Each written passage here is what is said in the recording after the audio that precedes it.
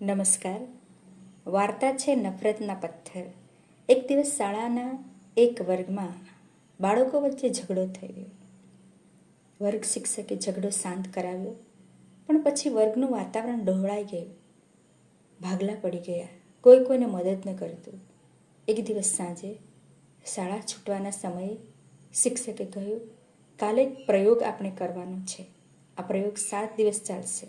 તે માટે બધા આવતીકાલે શાળામાં થોડા મોડા પથ્થરો અને કપડાંની થેલી લઈને આવજો. શિક્ષકના કહ્યા મુજબ બધા બાળકો પથ્થરોની થેલી લઈને આવ્યા અને શું પ્રયોગ છે તેની રાહ જોવા લાગ્યા. શિક્ષક વર્ગમાં આવ્યા અને બોલ્યા, બધા થેલી અને પથ્થર લઈને આવ્યા છો? વિદ્યાર્થીઓએ હા પાડી. શિક્ષક બોલ્યા, આ પ્રયોગનું નામ છે નફરતના પથ્થર. તમારે તમારી પાસેના એક એક પથ્થર પર તમે જેને નફરત કરો છો તેનું નામ લખવાનું છે. નામ લખી બધા પથ્થરને એક પછી એક તમારી પાસેની થેલીમાં ભરી દેવાના છે. ચાલો, પહેલાં જેને નફરત કરો છો તે બધાના નામ લખી પથ્થર થેલીમાં ભરી દો. બધા બાળકોએ મોટે ભાગે તેમનો જેની સાથે ઝઘડો થયો હતો તેમના નામ લખ્યા. કારણ લખવાનું આવ્યું ત્યારે બધા જરાક મૂંઝાયા. ઘણાએ કંઈ ન લખ્યું, ઘણાએ મારી સાથે બોલતો નથી લખ્યું.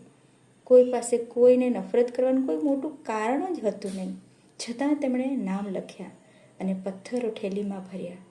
હવે શિક્ષકે આગળ કહ્યું, બધા પોતપોતાની થેલી ખભા પર ચડાવી દો અને હવે આજથી 7 દિવસ સુધી તમારે આ થેલી શાળામાં લાવવાની અને શાળામાં આખો દિવસ તેને ખભે ચડાવીને જ ફરવાનું. એક ખભો દુખે તો બીજે ખભે લટકાવવાની અને હા, રોજ છેલ્લા પિરિયડમાં તમે મૂકેલા પથ્થરો બહાર કાઢવાના. દરેક પથ્થર પર જેને નફરત કરતા હોય તેનું નામ અને કારણ વાંચવાનું. અને હા, જો તમારે થેલીનો ભાર ઓછો કરવો હોય તો તમે તમારી પાસેના પથ્થરોમાંથી તમને એમ લાગે કે તમે તે વ્યક્તિને ઘણી ઓછી નફરત કરો છો તો તેનું નામ ભૂસી પથ્થર મને આપી દેવાના. અને હા, તમારે કોઈના નામનો પથ્થર વધારવો હોય તો પણ છૂટ છે. પ્રયોગ શરૂ થયો. બધાના ખભા દુખી ગયા. રોજ રોજ બધા પોતાની થેલીના પથ્થર ઓછા કરી શિક્ષકને આપવા લાગ્યા.